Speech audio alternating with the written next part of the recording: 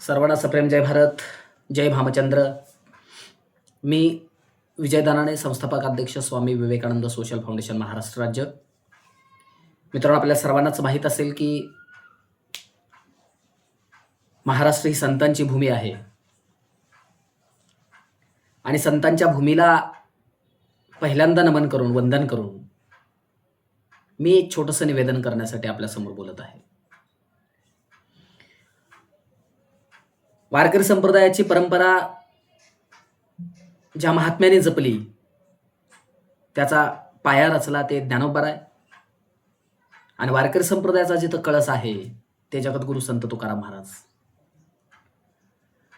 आणि मधल्या सगळ्या संत परंपरेला पुन्हा एकदा मी अभिवादन करतो. वारकरी संप्रदायाची शोकांतिका सांगण्यासाठी किंवा ती मांडण्यासाठी मी आपल्यासमोर बोलणार आहे. अनेक कीर्तनकारांना, प्रवचनकारांना माझी विनंती आहे,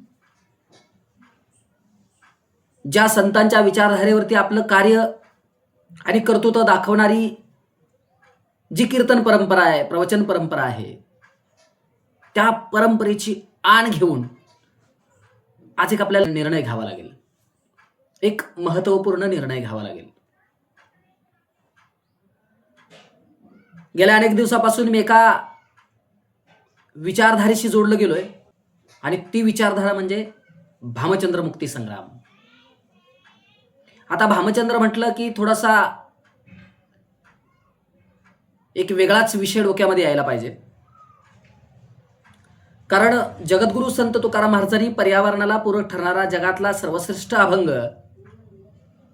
ज्या डोंगरावरती लिहिला तो डोंगर म्हणजे भामचंद्र डोंगर.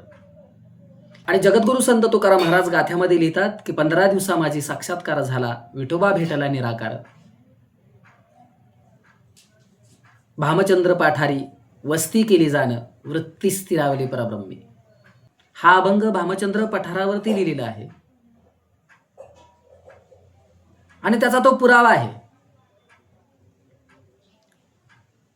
आता संत परंपरेतले जे पाईक आहेत त्यामध्ये संत संरक्षक संघर्ष समितीचे संस्थापक तुकया भक्त तपमूर्ती मधुसूदन महाराज हे तुकोबरायांचे पाईक म्हणून गेली अनेक वर्ष तो महात्मा या भामचंद्र मुक्ती संग्रामासाठी लढा देतोय. आपल्या सर्वांना माहित असेल भामचंद्र डोंगराचा जो संघर्ष आहे त्या संघर्षाची थोडीशी उकल करण्याचा मी प्रयत्न केला. महाराजांच्या समवेत माझ्या छोट्या मोठ्या बैठका झाल्या आणि त्याच्यामध्ये माधवीताई माने या संघर्ष लढ्यामध्ये सक्रिय सहभागी आहेत.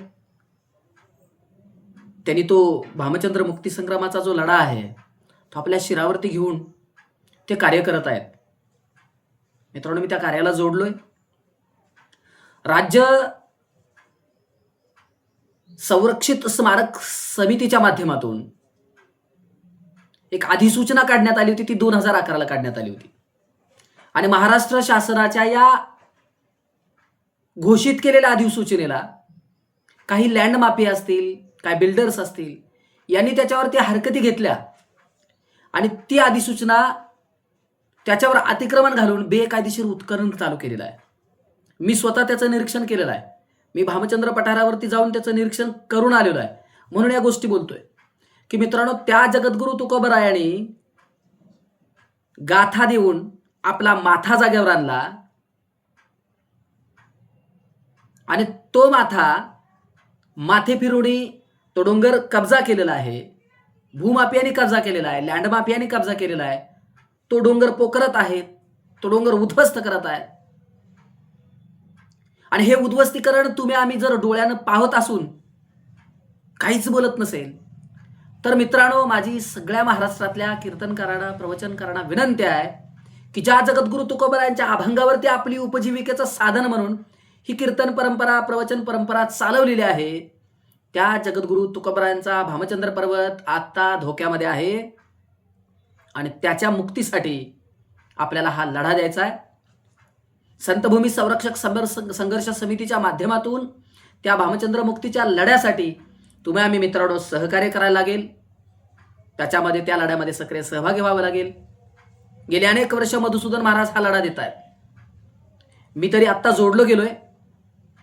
ज्या तुकोबरायांचा पाईक म्हणून मी या लढ्यामध्ये सक्रिय सहभागी होतोय.